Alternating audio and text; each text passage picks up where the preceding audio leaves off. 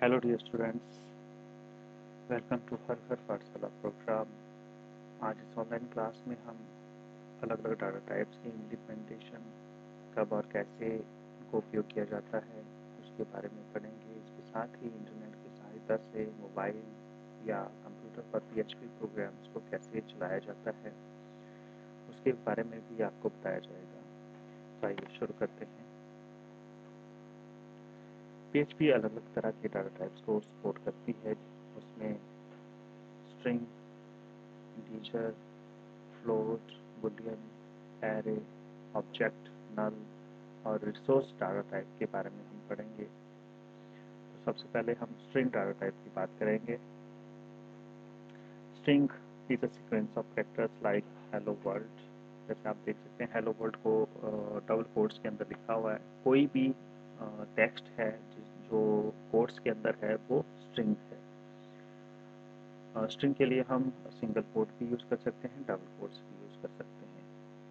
तो इसका एग्जांपल है, जैसे आप यहाँ पे देख सकते हैं कि एक वेरिएबल एक्स लिया, उसके अंदर हमने वैल्यू असाइन कर दी डबल कोट्स के साथ, और एक वाई वेरिएबल लिया, उसमें भी हमने वैल्यू असाइन की वो सिंगल कोट्स के साथ। तो इको फंक्शन का यूज़ किया जाता है। जो भी वेरिएबल है या कोई स्ट्रिंग है उसको स्क्रीन पे प्रिंट करने के लिए। BR टैग का यूज़ किया जाता है लाइन को ब्रेक करने के लिए। तो जो आउटपुट है वो हमारे पास कुछ इस तरह से आएगी।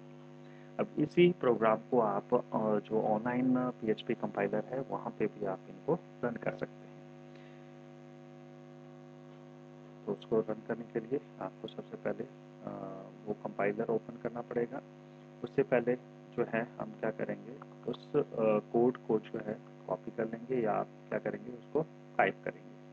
तो टाइप करने के बाद जो है अगर आपने उसको कहीं पे टाइप कर रखा है तो आप वहाँ पे उसको उठा के यहाँ पे पेस्ट कर देंगे, या आप इसको यहाँ पे टाइप करेंगे। रन पे क्लिक करेंगे तो ये जो प्रोग्राम है ये एग्जीक्यूट होगा। जो भी इसकी आउटपुट है वो आपके राइट साइड पे आ जाएगी। तो ये देखिए हमारे राइट साइड पे आउटपुट आ गई है। इसमें आप और प्रैक्टिस कर सकते हैं। जैसे मैं यहाँ पे लिखता हूँ,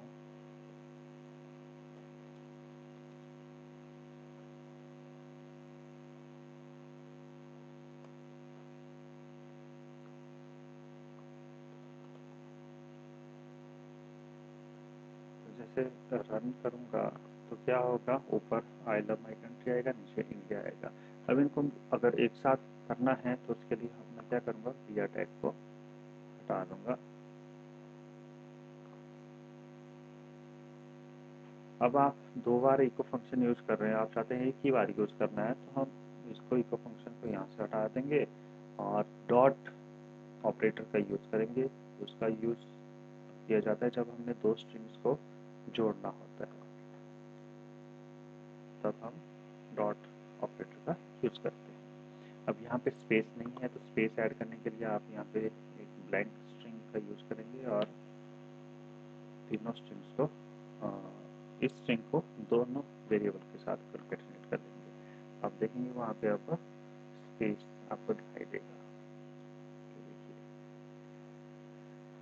नेक्स्ट टॉपिक है इंटीजर डाटा टाइप। इंटीजर जो है वो कोई भी वैल्यू हो सकती है जिसमें डेसिमल पॉइंटर ना हो, और इंटीजर वैल्यू जो है यहाँ इस रेंज से लेकर इस रेंज तक की कोई भी नंबर हो सकता है। इंटीजर के अंदर कम से कम एक डिजिट होना चाहिए और डेसिमल पॉइंट नहीं होना चाहिए। या तो वो पॉजिटिव होगी या नेगेटिव होगी। इंटीजर को तीन तरह के फॉर्मेट में स्पेसिफाई किया जाता है, डेसिमल में, हेक्साडेसिमल में, ऑक्टल में। डेसिमल में 10 बेस्ड होते हैं, इसका मतलब है कि 0 से 9 कोई भी नंबर हो सकता है। हेक्साडेसिमल 16 बेस्ड होता है, इसमें कोई भी नंबर है उसके साथ जो है प्रीफिक्स किया जाता है 0x। ऑक्टल में 8 बेस्ड होता है, इसमें कोई भी नंबर है उसके साथ 0 यूज किया जाता है। तो यहाँ पे एग्जांपल है, सिंपल सा एग्जांपल है कि एक वेरिएबल लिया, उसके अंदर कोई वैल्यू असाइन कर दी, इको फंक्शन से हमने क्या किया, उसको प्रिंट किया। उसके बाद वैर डम्प फंक्शन जो है उसका यूज़ किया हमने यहाँ पे। तो वो किस लिए यूज़ किया जाता है, वो क्या करता है, हमें रिटर्न करता है जो भी वेरिएबल उसके अंदर हमने डाला है उसका डाटा टाइप और उसके अंदर जो वैल्यू स्टोर की है उसको वो हमें प्रिंट करके बताता है। तो हमारी आउटपुट जो है वो कुछ इस तरह से आएगी। अब इसको एक बार हम जो ऑनलाइन PHP कंपाइलर है उसके ऊपर भी रन करके देख लेते हैं। तो इसको मैं यहाँ से कॉपी करूँगा और जो हमारा ऑनलाइन जो कंपाइलर है वहाँ पे जाके आपने PHP वाले कोड को ही रिप्लेस करना है और आप रन करेंगे तो देखिए जो आपका इको फंक्शन से पहले तो वैल्यू प्रिंट होगी, दिया टैग से लाइन ब्रेक हो गया और वह तब फंक्शन ने क्या किया, पहले इसका डाटा टाइप हमें बताया और उसके अंदर क्या वैल्यू स्टोर है वो हमें यहाँ पे दिखाई।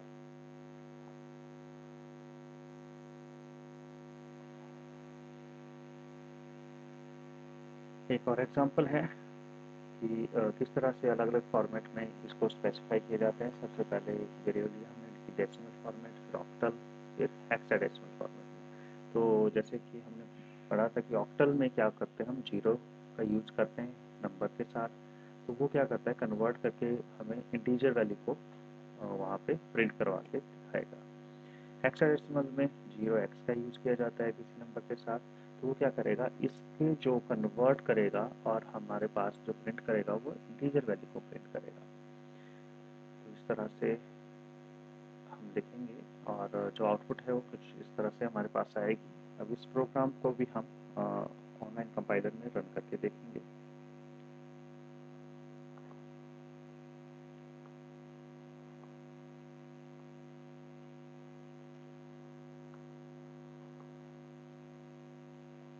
ये देखिए इस तरह से हमारे पास इंटीजर वैल्यूज जो हैं वो प्रिंट हो जाएंगे। अगर आप यहाँ पे चेंज करते हैं वैल्यूज़ को तो देखिए जो इंटीजर वैल्यू है वो भी चेंज होगी। तो इस तरह से आप और यहाँ पे प्रैक्टिस कर सकते हैं ऑनलाइन कंपाइलर में। Next is float data type. एक ऐसा नंबर जो डेसिमल पॉइंट के साथ होता है या वो एक्सपोनेंशियल फॉर्म में होता है उसको decimal data type float data type कहते हैं। इसमें जैसे एक वेरिएबल हमने लिया उसमें वैल्यू डाल दी डेसिमल के साथ, तो जब हम var डंप फंक्शन का यूज़ करेंगे तो क्या करेगा, हमें डाटा टाइप और उसकी वैल्यू को रिटर्न करेगा। तो इसको आप यहाँ पे ऑनलाइन कंपाइलर पर रन करके देख सकते हैं। तो कॉपी करेंगे और यहाँ पे जाके आप इसको पेस्ट करेंगे और रन पे क्लिक करेंगे। इस तरह से जो है हमारी जो वैल्यू है वो प्रिंट हो जाएगी।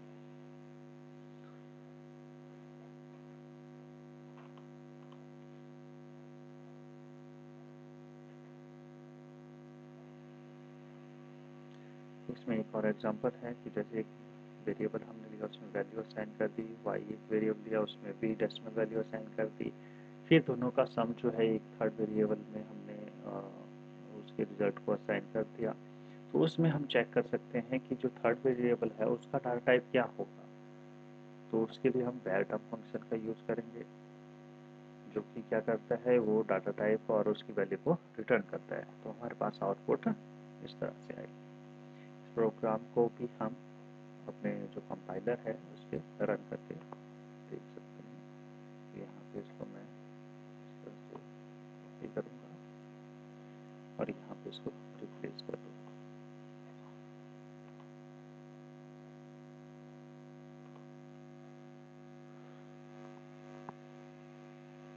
तो इस तरह से हमारे पास आउटपुट आएगी। पहले जो जेड के अंदर जो वैल्यू थी वो प्रिंट होगी और उसका जो डाटा टाइप और वैल्यू को var डंप फंक्शन की सहायता से हमने प्रिंट करवाया। Next is Boolean data type. Boolean data type दो ही वैल्यूज़ को रिप्रेजेंट करता है, एक ट्रू और एक फॉल्स, सही या गलत। उसको असाइन करने का तरीका यह है कि कोई भी वेरिएबल है उसके अंदर आप असाइन करेंगे ट्रू या फॉल्स वैल्यू को। बुलियंस जो हैं और ज़्यादातर यूज़ किए जाते हैं कंडीशन टेस्ट करने के लिए। एक एग्जांपल है, जैसे यहाँ पे आप देख सकते हैं एक वेरिएबल हमने लिया है एक्स, उसमें वैल्यू डाल दी 21।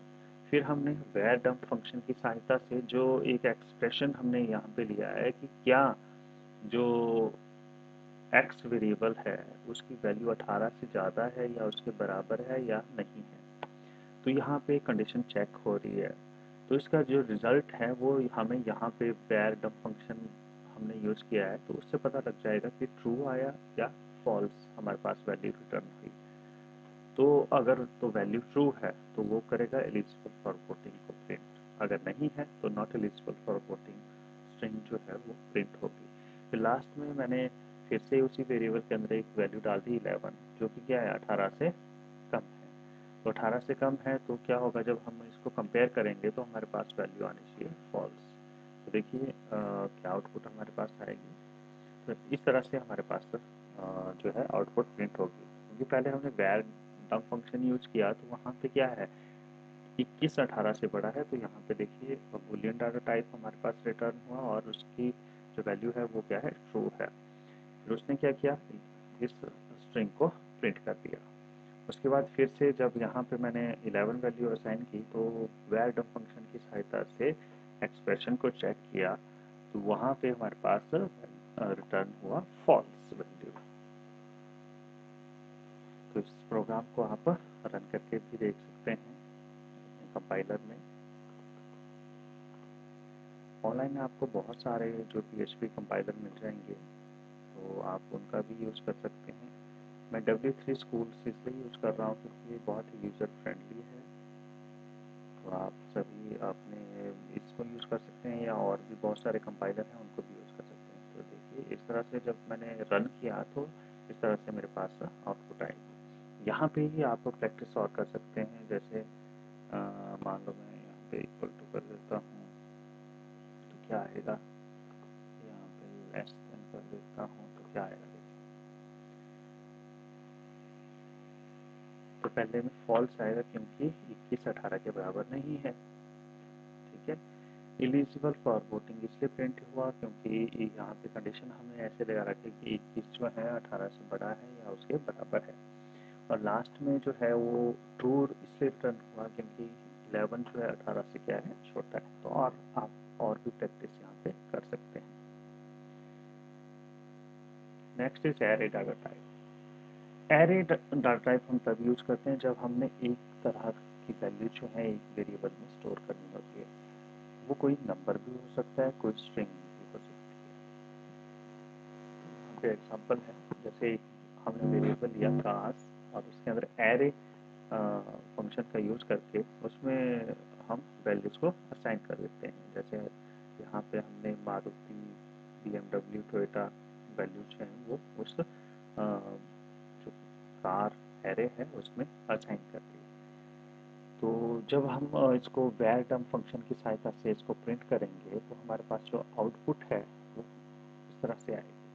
तो सबसे पहले उसने रिटर्न किया कि ये क्या है, एरे है और उसकी जो लेंथ है वो क्या है 3 है। फिर उसने क्या किया बताया कि 0 जो इंडेक्स है वहाँ पे वैल्यू है वो मारुति है और उसका जो डाटा टाइप है वो स्ट्रिंग है और उसकी लेंथ क्या है 6 है। सेम वैसे ही उसने फर्स्ट इंडेक्स के ऊपर बताया कि जो वैल्यू है वो BMW है और वो किस तरह की है, स्ट्रिंग डाटा टाइप की है और उसकी जो लेंथ है वो 3 है। सेकंड इंडेक्स पे जो वैल्यू है वो टोयोटा है और उसकी जो डाटा टाइप है वो स्ट्रिंग है और लेंथ क्या है 6 है।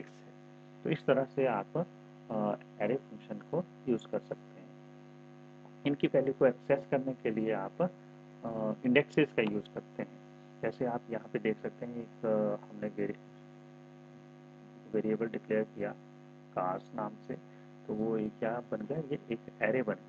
अब उसकी वैल्यू को हमने जब प्रिंट करना है तो हम क्या करते हैं, इको फंक्शन का यूज़ करेंगे। जैसे मैं लिखूँगा आई लाइक कार्स, जो यहाँ पे आप देख सकते हैं डॉट ऑपरेटर्स का भी यूज़ किया है, ये स्ट्रिंग को कंकैटिनेट करने के लिए यूज़ किए जाते हैं।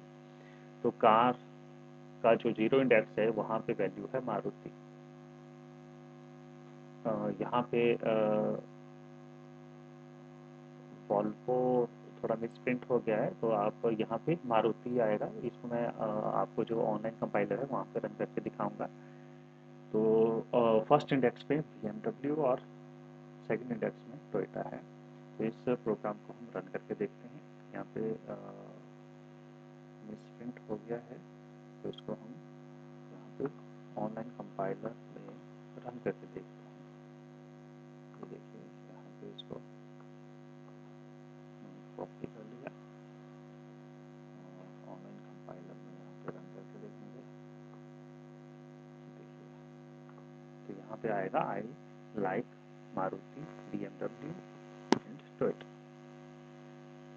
इसको आप आगे पीछे भी कर सकते हैं। मान लो यहाँ पे आप करते हैं 1, यहाँ पे करते हैं 0, यहाँ पे जो जिस तरह से आप यूज करना चाहते हैं उस तरह से आप यूज कर सकते हैं।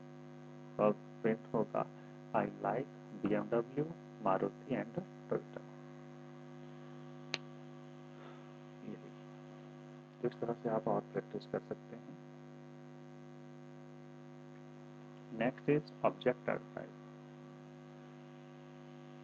ऑब्जेक्ट आर्काइव क्या है? एक वो उसके अंदर डाटा और इन्फॉर्मेशन स्टोर होती है कि और कैसे उस डाटा को हमने प्रोसेस करना है उसके बारे में जानकारी होती है। PHP के अंदर ऑब्जेक्ट्स को एक्सप्लिसिटली डिक्लेयर किया जाता है, बाहर डिक्लेयर किया जाता है। उसके लिए सबसे पहले हम क्या करेंगे, क्लास बनाएंगे उस ऑब्जेक्ट की। क्लास बनाने के लिए हम क्लास कीवर्ड का यूज करते हैं। क्लास क्या है? एक स्ट्रक्चर है जिसमें प्रॉपर्टीज भी होती हैं या कुछ मेथड्स भी होते हैं। तो कैसे हम इसको यूज करते हैं वो एग्जांपल की सहायता से समझते हैं। तो यहाँ पे आप देख सकते हैं कि सबसे पहले हमने क्या किया, एक क्लास कीवर्ड का यूज किया और वहाँ पे जो भी नाम हम रखना चाहते हैं उस क्लास का, वो नाम हमने यहाँ पे असाइन कर दिया। उसके अंदर एक फंक्शन हमने यूज किया, उसका नाम भी कार है।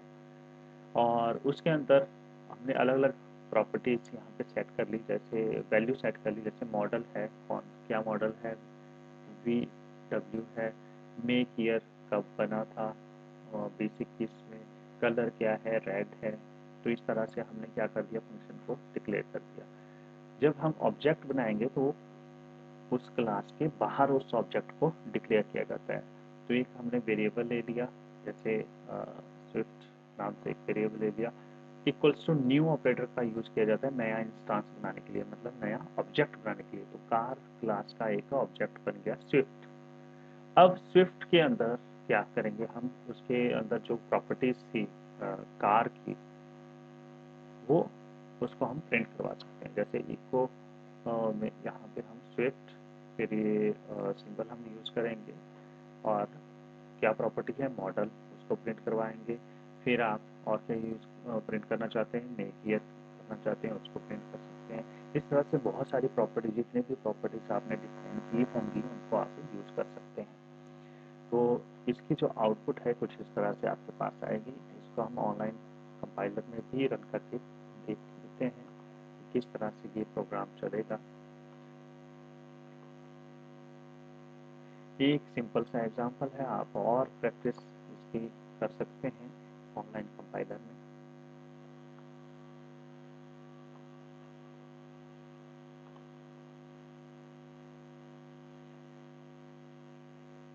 तो यहाँ पे इस तरह से हमारे पास आउटपुट आएगी। अगर आप कोई और यहाँ पे इसकी प्रॉपर्टी सेट करना चाहते हैं तो यहाँ पे आप कर सकते हैं। जैसे मैं यहाँ पे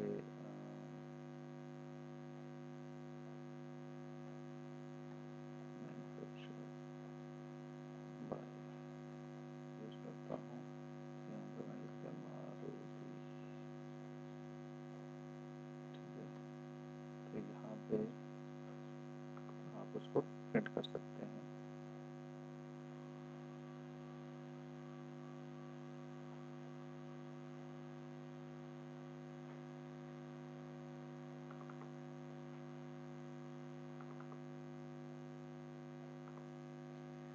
तो इस तरह से आपकी जो आउटपुट है वो उसमें एक और जो प्रॉपर्टी हमने सेट की कि मैन्युफैक्चर किसने किया है वो भी प्रिंट हो जाएगा। Next is null data type. Null क्या है? स्पेशल डाटा टाइप है जिसकी केवल एक ही वैल्यू होती है और वो होती है नल। वेरिएबल का जो टाइप है नल, अगर कोई भी वेरिएबल है उसका डाटा टाइप नल है, इसका मतलब है कि उसके अंदर कोई भी वैल्यू नहीं डली है, कोई भी वैल्यू उस वेरिएबल को असाइन नहीं हुई है। वेरिएबल जो है उनको अगर हमने खाली करना है, मतलब उसके अंदर कोई वैल्यू पहले से स्टोर है, हम चाहते हैं कि उसको खाली करना है, तो हम क्या कर सकते हैं, उसकी वैल्यू को नल सेट कर सकते हैं, तो उसके अंदर कोई भी वैल्यू फिर नहीं आएगी। तो ये एक प्रोग्राम है, जैसे यहाँ पे $x हमने स्ट्रिंग टाइप का वैल्यू इसमें डाला, फिर हमने उसको के अंदर नल डाल दिया। जब पैराडाम की सहायता से हम इसको प्रिंट करेंगे तो हमारे पास जो आउटपुट आएगी वो आएगी नल आएगी। इसको चेक करने के लिए हम इसको प्रोग्राम को ऑनलाइन कंपाइलर में रन करके देख सकते हैं। यहाँ पे हम जाएंगे और इसको यहाँ पे कॉपी करके यहाँ पे इसको रिप्लेस कर लेंगे।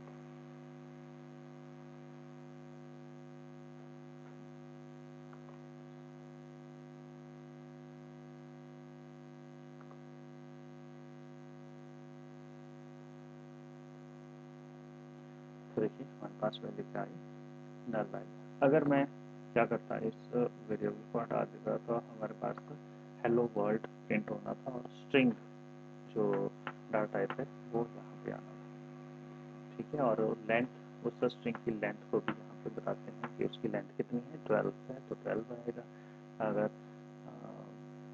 आप देखेंगे कि इसको मैं 2 बार करूँगा तो उसकी लेंथ जो है वो, जो भी लेंथ है वो उसी को ये बताता है।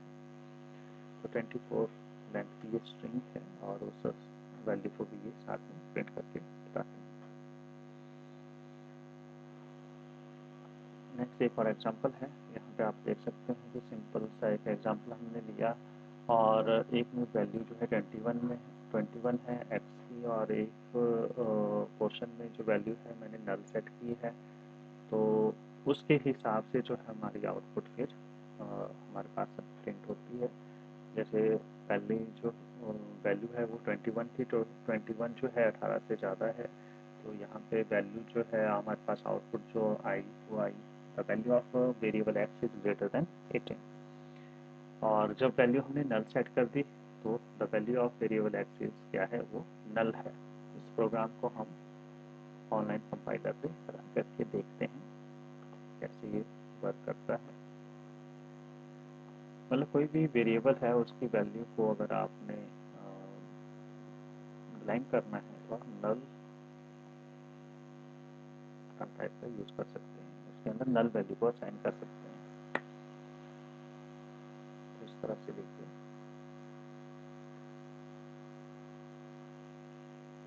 तो ये हमारे पास आउटपुट आ गई इस प्रोग्राम की। Next is resource data type. Resource data type आपके सिलेबस में है बट ये ज़्यादातर यूज़ नहीं किया गया है आपकी जो ये सिलेबस है उसमें, तो इसके बारे में हम थोड़ा सा डेफिनेशन पढ़ लेते हैं कि क्या होता है।